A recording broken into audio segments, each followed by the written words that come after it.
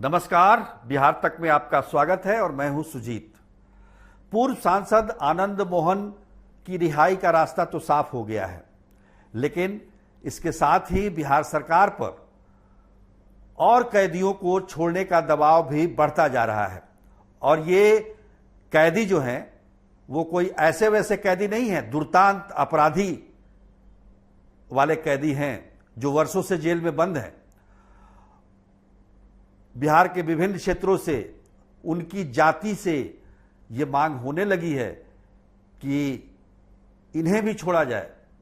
इनमें क्या कमी है? इन्होंने भी काफी बड़े अपराध किए हैं।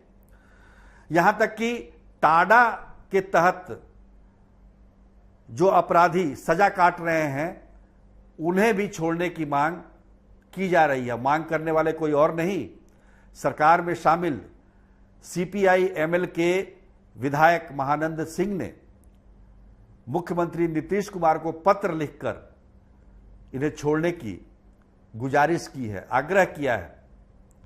महानंद सिंह ने कहा है कि आनंद मोहन सिंह को छोड़ने के लिए सरकार को कानून में संशोधन करना पड़ा, लेकिन इन कैदियों को छोड़ने के लिए कोई संशोधन की जरूरत नहीं है। ये टाडा के तहत इन पर मुकदमा चला था और ये अभी आजीवन कारावास की सजा काट रहे हैं। इन्हें छोड़ने की बात की जा रही है। और भी कई मामले हैं, अपराधी जो कि बड़े बड़े कांडों में शामिल हैं, उनके समर्थक भी कह रहे हैं कि इन्हें भी छोड़ा जाए। लेकिन ये टाडा का जो मामला है ये काफी दिलचस्प है। टाडा कितना बड़ा कानून था, हालांकि अभी शिथिल हो गया है, बहुत ज्यादा एक्टिव नहीं है, लेकिन एक जमाने में जब आतंकवाद पंजाब में चरम पर था तो ये टाडा कानून बनाया गया था। और उसी टाडा कानून के तहत बिहार के अरवल में ये मामला दर्ज किया गया। अब सोचिए, अरवल में एक ऐसी कौन सी आतंकवादी गतिविधि हो गई थी जिसे टाडा लगाना पड़ा। 1988 की यह घटना है। अरवल के भदासी में एक घटना घटी थी जिसमें एक दरोगा की हत्या हो गई और 3 और लोग मारे गए। इसी मामले में टाडा कानून के तहत केस दर्ज किया गया था। आपको पता ही है कि बिहार उस समय उग्रवाद की आग में जल रहा था।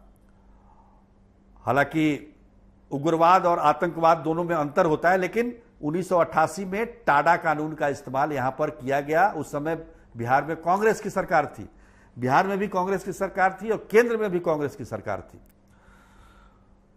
तो ये टाडा का मामला तो ये रहा, लेकिन केस भी सुन लीजिए। केस एक जो सिंघाड़ा, जो पानी फल होता है सिंघाड़ा, उसकी खेती को लेकर, क्योंकि वो पानी में पैदा लेता है, तालाब या बड़े बड़े जो गड्ढे होते हैं, चौर होते हैं, उसमें वर्चस्व की लड़ाई को लेकर ये सारा मामला हुआ था। और जिस दिन की ये घटना है उस दिन पंचायती बुलाई गई थी, उस दिन दरोगा जी भी आए थे और उसी दौरान असामाजिक तत्वों ने हमला कर दिया और दरोगा की हत्या हो गई, 3 और लोग मारे गए। टाडा के तहत 14 लोगों को इसमें नामजद आरोपी बनाया गया और उन पर मुकदमा चला। 88 में केस दर्ज हुआ, 2003 में उनको आजीवन कारावास की सजा दे दी गई 14 लोगों को। 6 लोगों की अब तक इसमें मौत हो चुकी है। एक व्यक्ति की मौत तो हाल ही में हुई है, इसी साल अप्रैल में, एक कैदी की। और एक कैदी को उनके अच्छे चाल चलन और उम्र के लिहाज से 2020 में पटना हाईकोर्ट के आदेश पर रिहा कर दिया गया था। बाकी जो लोग बचे हैं उनकी रिहाई की मांग हो रही है। अब टाडा जैसे मामले में टाडा कानून हालांकि शिथिल हो गया।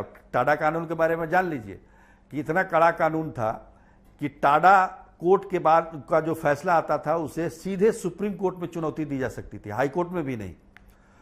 तो इसकी वजह से ये सारे लोग 20 साल जेल की सजा काट चुके हैं। अब ये पूरी तरह से आसक्त भी हो चुके हैं, बीमार हैं, बूढ़े हो चुके हैं, सबकी उम्र 60-65 साल से ऊपर की है। तो इसमें CPI-ML की तरफ से लगातार ये मांग होती रही है कि इनको जेल से रिहा किया जाए। और जो सीपीआई-एमएल के जो नरेश राम, जो कि विधायक हुआ करते थे अरवल से 2000 में के विधानसभा में, उस समय भी उन पर टाडा हटाने की मांग लगातार चल रही है, लेकिन अभी तक कोई सुनवाई इन लोगों पर हुई नहीं है। टाडा के तहत ही अभी ये जेल में बंद है। लेकिन अब ये जब ताजा मामला सामने आया है आनंद मोहन का, तो एक बार फिर से ये मांग उठाई जा रही है कि इन कैदियों को अब रिहा किया जाए, क्योंकि इनकी उम्र ज़्यादा हो गई है। अब इनको परिवार के साथ रहने की सहूलियत मिलनी चाहिए। बाकियों को मिल रही है तो इनको भी मिलना चाहिए, क्योंकि इनको रिहा करने में किसी प्रकार के कानून का संशोधन की जरूरत नहीं है, जैसा कि सीपीआई-एम के जो माले के जो विधायक हैं महानंद सिंह ने कहा है। तो निश्चित तौर पर अगर इस तरह की बात है, अब टाडा कानून तो काफ़ी बड़ा नाम है, पर जिस घटना को लेकर ये कानून का इस्तेमाल किया गया, उसको देख कर लगता है कि ये बेजा इस्तेमाल था। इस कानून का इस्तेमाल वहाँ पर नहीं होना चाहिए। पर बाकी जो मामले हैं, कई जगह से अपराधी के जो समर्थक हैं, जो जेल में बंद अपराधी वर्षों से हैं, उनकी रिहाई की मांग तेज होने से सरकार को भी थोड़ी बहुत हम कह सकते हैं कि असमंजस की स्थिति हो सकती है, क्योंकि चुनाव का समय है और जाति आधारित सब अपराधी हैं। तो ऐसे में मुश्किल तो आएगी। आज के लिए बस इतना ही। तब तक के लिए नमस्कार।